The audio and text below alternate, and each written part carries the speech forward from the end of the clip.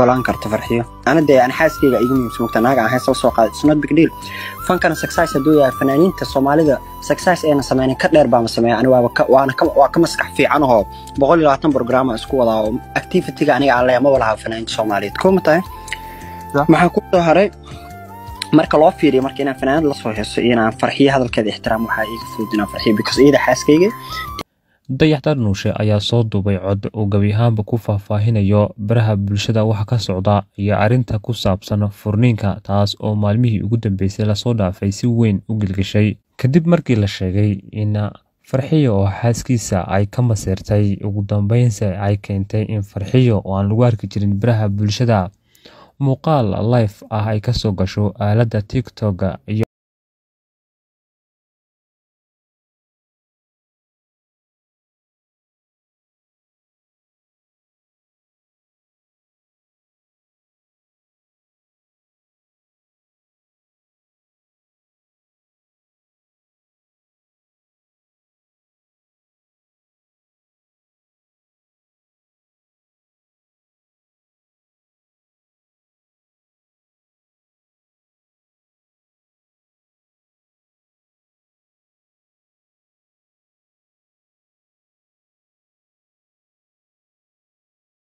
uu ku tilmaamay runtii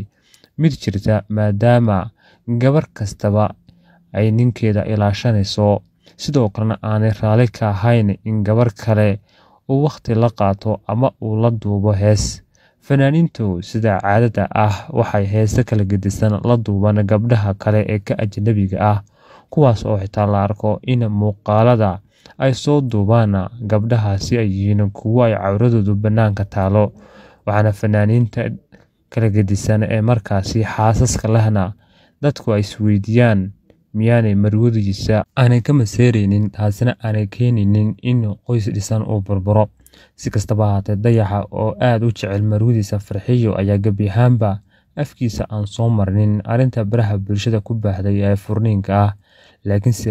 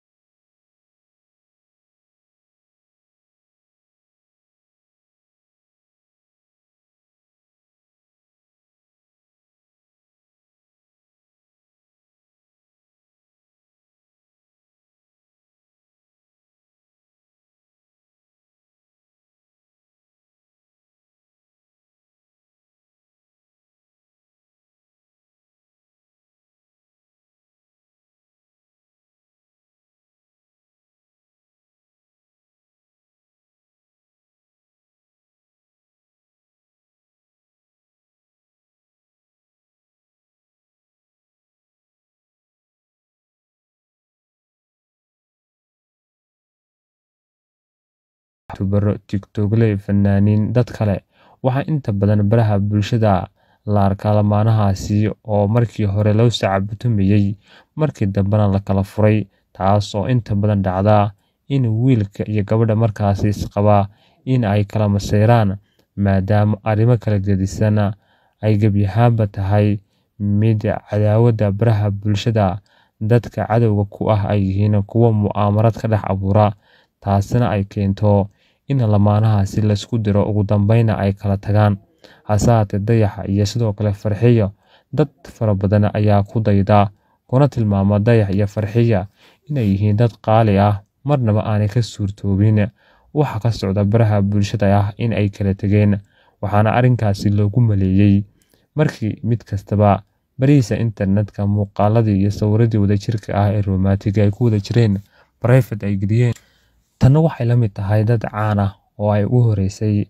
boqorada isteelka iyo Haykal iyagana sidaas oo kale barooda internetka ay gabi ahaanba uga tirtireen muuqaaladii taas oo markii dambe xariiq noqotay arinta furniinkooda si kastaba haatee dayax hadalka iyo codka uu soo duubay ee sirta ah iyo marwadiisa farxiyo oo markii ugu horeysay sharaxaad ka bixinaysa banaankana keentay wax badan ka shiftay oo ku saabsan nolosha dhabta ah ee kala dhaxaysa isaga iyo sidoo kale dayax waxay gabi ahaanba ku tilmaamtay waxyaabo kala gedisan oo dadku marnaba aanay ka filaynin isku soo wada duubo codadka sirta ah ee baraha bulshada socda waa Dayax iyo Farxiye. Waxaa gebi ahaanba ka muuqata arrintan ee furniinka ah in waxna ay jiraan waxna ay qarsoon yihiin, laakiinse bulshadu ay yihiin kuwo jecelaysanaya in arrinka jira ay ogaadaan. Farxiye afkeeda ma ay soo marin in la furay, halka Dayaxna aanu soo marin afkiisa in la furay.